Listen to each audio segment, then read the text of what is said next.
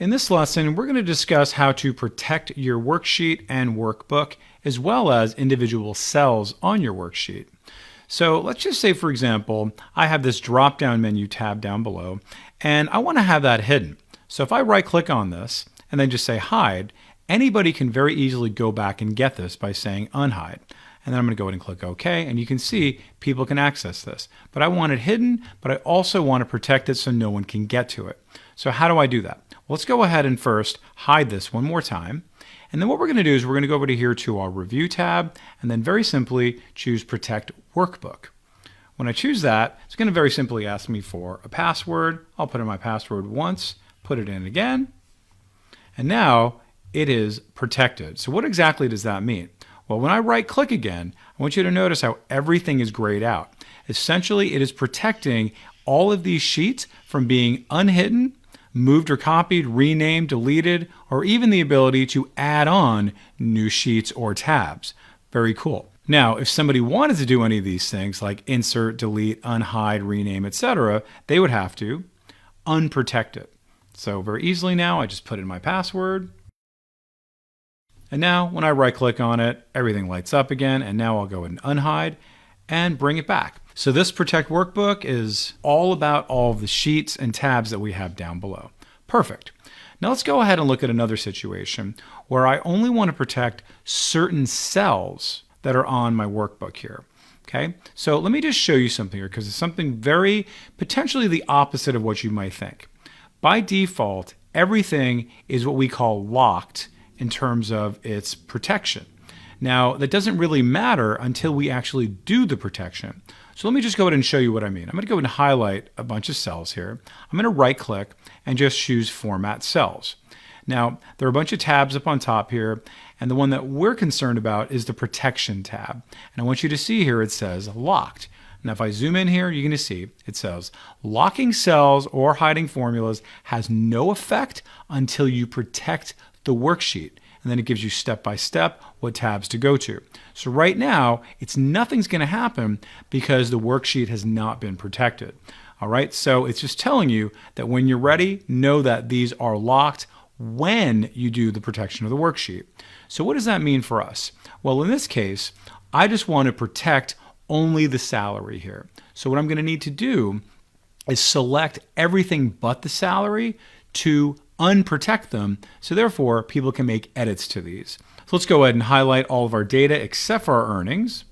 And then very simply, I'm going to right click, go over to here to Format Cells, and I'm going to unlock them. So again, because these are unlocked, when I do the protection, these will be editable. Everything else will not be because this will still be locked. So I'm going to go ahead and click OK. And now I'm ready to protect the sheet. And now you're going to see I'm going to put in my password. Now just understand that they are giving you a number of different options here for allowances.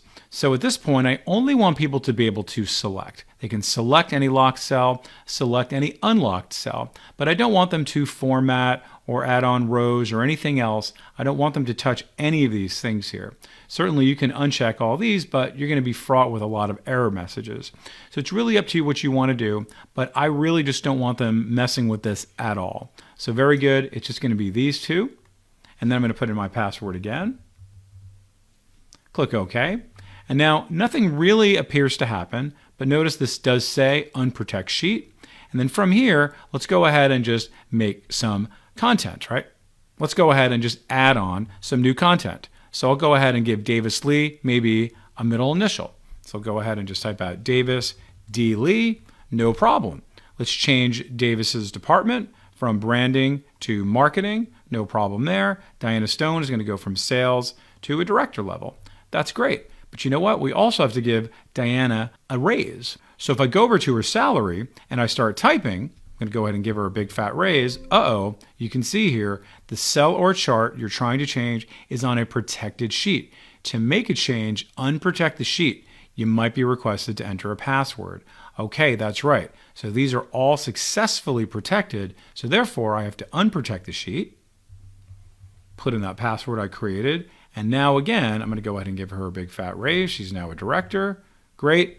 And now we're good to go. Okay? So it's as easy as that, but it might be kind of the opposite of what you think. So it's really important to understand about how the locking component works within Excel, and it lives in kind of an odd place inside that Format Cells dialog box. Now, the last thing we're going to do is password protect the whole workbook, because I want when somebody tries to even open this up, they need a password. So all I do now is go over here to File. I'm going to go over here to Info, and you'll see that my first choice here is Protect the Workbook. And we have a lot of options here, right? Some of the ones we've already gone over, but my goal is to encrypt with password for the whole workbook. So when I click on that, you're going to see it's going to ask me for a password, and it does give you a little bit of a warning. If you lose or forget the password, it cannot be recovered. It is advisable to keep a list of passwords and their corresponding document names in a safe place. Right? So that's really important. It's not like when you go onto a website or an account online where they allow you to recover it. So that is very important. And if you are leaving a company and you're the only one who knows the password, you're going to want to pass that on. All right, so all I need to do now is put in the password, and when I try to open it up, it will require a password entry. I'm not going to do that right now, so I'll go ahead and click on cancel, come right back, and now we are all set. So practice that, and we'll see you in the next lesson.